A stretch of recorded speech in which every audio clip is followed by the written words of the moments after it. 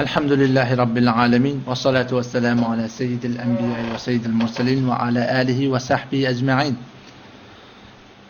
Muhterem Müslüman doğullar, bir arada bir beter bir tagamsız, beter bir bimana kefike Vehhabiyetin alamatı deyip aydılıya tevhidden keplemektir. Vehhabi bolan adam tevhid bilen kepler, ödün muhid kököder, tevhidin fardyna hiç kim şeki yoktur. Oşoňa menes başaky kepleri keşkep haýgatynda bir musulmanyň bir alymyň agdyndan bir çykmaly kep däl. O näme diýip? Çünki wagty biz Qur'any açyk görýäs. Bu sahabe Resulullah sallallahu aleyhi ve sellem'in terbiyet tapşylaryny, oşolaryň öz aralaryna tevhide ähmiýet berişlerini, imaniyat guruna ähmiýet berişlerini göremizde, şeýle bir kep bir aňyr baş bir ýalňyçlygy bide belli bolýar. Nälekim Qur'any göremizde hem enbiýalaryň dawaty, hem metiniň dawaty, şeriatlary bärki wagtlarda fark etse-de, emma tevhidde birmişlikler. Tevhidde birligine gurrun ýok, ýöne şeriatlar egerçendike fark etse-de. Qur'ana çykganda şu gurrun belli bolýar. Oçon tevhidin mukabilinde birsi galat fikirler bolupdyr. Enbiýalaryň öňüne Allah Taala tevhidine şirk getiripdirler. Ve şu şirk diýilýär kullu alam beşeriyette ulaqan bir merezi. Hemçinin ki Sure-i Rum'da gelýär.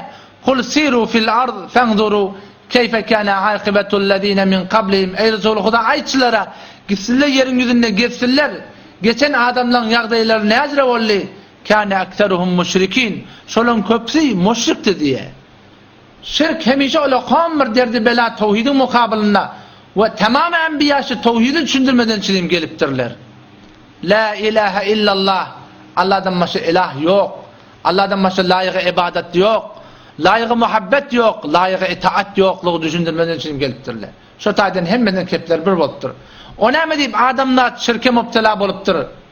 Şirke mubtala bolmaklaryň ulaqan illeti şu müşrikke insanlar Hudaýa ýakylajak bolup şu günä mubtala bolupdurlar. Woçan köşen sogap bilip edipdirler. Şolar hiç wagtda aýtýan kefinden ağır adamlar dayanıptırlar ve peygamberler şuna hakkında kan köpten köp zahmet düşüptür.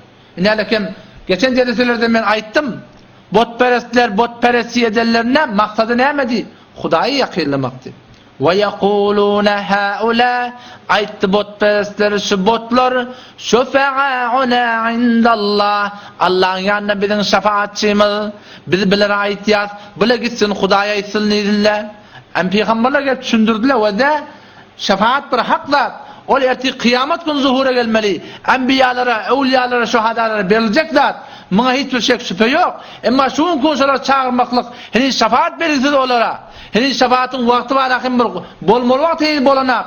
Peçiniz düşünüşünüz yalnızlar. Şu deyip, şu barmayıp soruları düşündürdüler. Ama olar, ağda adamlar şu akidetinden diyenli diye. Hemişe şirk diyen günah, Hudaýa hakikaten Hudaýa ýakylajak bolup edilipdir. Nälekim enbiýalar hakynda Nuh aleyhissalatu vesselam 950 ýyl dawat beripdir. Dawaty nämişlik? Faqala ya qawm aýtdy Nuh aleyhissalam ey qawmum u'budullah siz Allah'ın ibadet edin ma lekum min ilahin gayru şol Allah'dan başka size ilah yok veddiyan yagusiyan yauqtiyan nasr diyan sewa diyan ve 5 tane botu beceripdirsiňiz 5 tane salih adamlaryň ceset mujessemeleri 5 tane gaw adamlaryň suratlaryny beceripdirsiňiz muny özüňizde şefaatçi bilýärsiňiz. Bular ilah däl, bular ma'bud däl. Laýyk ibadet bular däl. Sığınmaklara bunyň liýagaty yok. Çağırmaklara bilen liyagaty yok. Bir Hudaýa ilah bilmeli, bir Hudaýa ma'bud bilmeli, bir Hudaýa nedir etmeli, bir Hudaýa sığınmaly. Känden kan 950 ýyl dawat berdi diye. Nälekim bu taýda ýene de Qawm Samuda Salih aleyhissalatu vesselam onda dawatçy boldy. Ya qawmi ibudullah ey qawmum men Allah'ı ibadet edin. Ma lekum min ilahin gayru. Allah'dan gayri laýyk ibadet yok. Allah'dan gayri size hiçbir ilahi yok. Kesin Allah'dan gayri ibadet etdiýärsiňiz diýdi. Hem enbiýalaryň dawaty şu ma'bud tutunmaklykda, ilah tutunmaklykda bir boldy.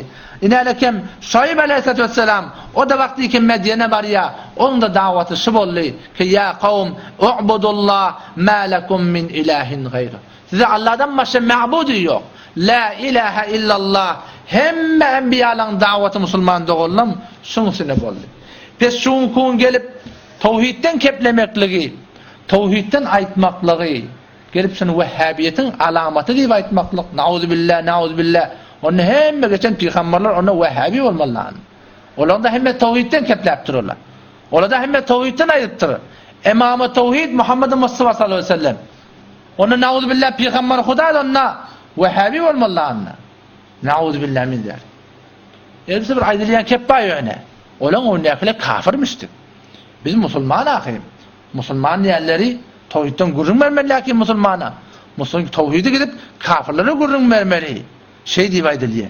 Şikef bir kitapta bir dergah göreli. Bize olgu kim? Sahabe-i Resulü Huda. Avval Huda Resulü Huda. İkincisi sahabe-i Resulü Huda. Huda peygamber Huda sallallahu aleyhi ve sellem şun hakkında näme diýip bize barakim näme destur beripdir. Biz şonu düşüneýli. Hadiste gelýär inalekem Jami' Sagirda. Peygamber sallallahu aleyhi ve sellem näme diýdi? Ceddidu imanakum. İmanını täzeleň diýdi. İmanla barakim könülşe. İmanlyňyzy täzeleň. Ya Resulullah, imanı ne yaparım täzelemeli? Onda diýdi aksiru qawla la ilaha illallah. La ilaha illallah kan aydın diýdi. İmanını täzelenir diýdi. Sahabeler Arapmıştık. Berde azam da olsa Arabi düşünýänmişdikler. Emma şunkun biz Arabiýy düşünmeýär. La ilahe illallah manysy näme? Mefhumu näme? Maksady näme? Men biz aňlamaýar. Şo taýdan awwal soň terjemeni öwrenip, köpden köpçe la ilahe illallah maksadyndan gurrun etmeli. Taki şol peygamber Hudaň ceddidu imanakum, imanıňyzy täzeleň diýen kepi biziň zendigimize geler ýaly. La ilahe illallah şunkun her kim ýa Allahyň çetinden girdim bir. Sorasyn adamlardan, "Şu la ilahe illallah näme diýdigiň bolýar? Manysy nämeşiň? Terjemesi nämeşiň? Maksady nämeşiň?" Bir gör näçe adam bilýärsin. İki kepnesi biziň aramda bu wagt hemme kişi bilýär. Näme bilýär bu suwat? Bir gör owanda ketben adamlar näçe nefer 40 fardy bilýär. Bilýärmisin? 40 fardyň birinde şi eşhedü en la ilahe illallah ve eşhedü enne Muhammeden abduhu ve resul. Kim bilýär musulman dogallar? Ýöne bilýär ady bar biziň aramyzda. Zähmet beterken gerek yani şidatlar var ahim, öz aramyzda var ahim köpden köp gurrun etmeli. Ýa-da sahabalar, inalekem Umdatul Qari, Şerh Sahih Buhari, yanki Allame Bedreddin Ayni rahmetullahi aleyh, cildi yek inalekem ştada Hazreti Muaz radıyallahu anh'ın gurrunu getirýär. Hadiste ki Hazreti Muaz diýdi, "İclis bina nu'min sa'atan." Ya Muaz gel otur bir saat iman getireli diýdi diýe. Näme diýdi bolýar? Meger men awal imany ýokmy? Ýok. Awal imany bar diýe. O da ne yaparım iman? Muaz'ın imanı diýe. Gel otur bir az wagt iman täzeläýli. İmandan gurrun edeli diýdi diýe. Inalekem Allame Ayni rahmetullahi aleyh. Gel bir az otur bir saat bir lahza iman getireli diýdi. Näme diýip aýtdygyň diýe. Men awal imany bar ki. Onda şey diýip aýtdyk diýe. Nu'min sa'atan yani ey ijlis hatta nuksiru wujuhu delalatil adilla. الدل على ما يجب الإيمان به. Otur gel kan şi imana delalet etýän zatlardan gurrun edeli. Köpden köp gurrun edeli diýe. Şoň manysy şu diýip aýtdy diýe. Ýene bir ýerde diýe ki netadakaru ma yusaddiqul yaqin fi qulubina. Gel otur bir az iman getireli aýtdygy bir zatlary ki biziň ýüregimizde yaqyny artdyrýar, imanymyzy gabylandyryar. Gel şondan gurrun edeli. Şey diýip aýtdyk diýe. Yine bir tefsirde diye iclis bina nu'min sa'atan nibaytı ya nezkurallah, Allah'ın oturup zikredeyli, Allah Ta'alan yatlayli bayttık diye. Yine bir tefsirde getirdir, iclis bina fen nu'min sa'atan, gel oturup bir saat bir lahzeyi iman getireyli Allah diye bayttığı feyeclisan yetezâkeran Allah ve yahmedanehu, gel bir az otur Allah Ta'alan yatlayli, Allah Ta'alan eveyli baytı diye. Pes şunkun musulman doğullamız gelýär. Halık Allah, Malik Allah, Razık Allah, asman yaradan sol, yer yaradan sol, hemme sol Allah'ın eline, Allah'ın elinden başka hiç kim elinde zat yok. Şu borum tawhidden kepleyerler musulman doğun. Bu Vehhabiyetin alamatı de. Eğer şu Vehhabiyetin alamatı olýanmasa, awwala geçen peygamberlerin hemme nauzubillah Vehhabi bolmaly. Ondan sonra dinlerim sahabe-i Resulü Huda. O da dinlerim Sahih Buhari'de. Ondan Allame Bedreddin Ayni rahmetullahi aleyh Hanefi mezhep düzüptür. Şu forum tefsir ettir. Onda nauzubillah men hemme Vehhabi bolmaly ýa. Biz eger imandan gurrun etmesek bolsak, yaqinden gurrun etmeyecek olsak, imanı kabilendiryen zattan gurrun etmeyecek olsak, biz ona ne meden gurrun etmeli? Şunkun bizim aramızda olakon za'fi keba imanın üstüne. Ne deyip namaz okuyulmaya doğru suratında? Ne deyip ulamaların kefi doğru sinmeye? Ne deyip hecap doğru rayet olmaya?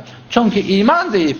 Ranında maşinin götünde otuy, bir fakat alamet bir de polis var deyip, derler çıkınıp şarkta uğraya, eynek dudiğinde uğraya, matursu vada kolasını uğraya, ya drone yerine ide uğraya, ne deyip? Şu tarafta polis var, şu an yakin ma. Ama güne 5 vakit namazda çağırılıptı, hayya ala sele gelin namaza karşı, hayya ala fela gelin necata karşı, Allahu Ekber, ey adamlar, Allah uluha, hem melattan uluy, sen yerin başında gelip yersin, namaza beriyersin, Allah'ın ulu tuttuğun değil. Dükkanın başında oturuyorsun, namaz cemaattan kalıyorsun, Allah'ın ulu tuttuğun değil. Oğlunun son yanına okulak kalıyorsun, Allah'ın ulu tuttuğun değil. Allahu Ekber. Şunu ya Müslüman doğun, şunkun bizim aramızda iman zayıf, imanı kabilendiriyen zat neyme? Tevhidden keplemeklik, Allah'ın birliğinden keplemeklik, Allah'ın tarif etmeklik, Allah'dan köpten köp gurur etmeklik. İclis bina nu'min sa'aten. Ey Resulullah, ey doğdum gel otur, bir lehze iman getireyli, iman evvel ba, gel iman tazeleyle, ceddidu imanakum diye Resulullah Huda. İmanlarını tazeleyin, iman köneliye, nemmen tazeleniye, aksiru kavle la ilahe illallah, la ilahe illallah, kânaydın, biz buun kun yöne aytiyaz, emma bundan, bizi izafe bir nuraniyet gelmeye, bir sevap teadır. Berzaban tesbihu berdel gâbıkar, berzaban tesbihu berdel gâbıkar, inçinan tesbihi key daret eser diye Sadi Rahmetullahi aleyh. Dil bilen la ilahe illallah diye, o taşansın ne gidip diye. Nemin tercümetin biliye, nemin manisin biliye, nemin maksadın biliye, nemin faziletin biliye. Hasan şu la ilahe illallah peyda vermeli. Peygamber Huda ayette diye, her kim ihlas bilen la ilahe illallah deyip aytsa, şun haramdan alıqqalar deyip diye. Sahabına sordu, ya Resulullah Huda, ihlas bilen aytmak ne emmoliye? Onunla şun aytmaklığı, şun haramdan alıqqalar deyip diye. Biz bunkun la ilahe illallah diyaz. Öyümüzde ork, caz, CD, anba ve aksam, ferhenge garbi, meğer biz la ilahe illallah deymeyiz mi? Diyez. Ama şun manisinden haberimiz yok. Şun maksadından haberimiz yok. Şu kelime bize ne misliye? Biz şundan haberimiz yok. Allah Teala hemzeme tevfik versin. Vesselamu aleyküm ve rahmetullah.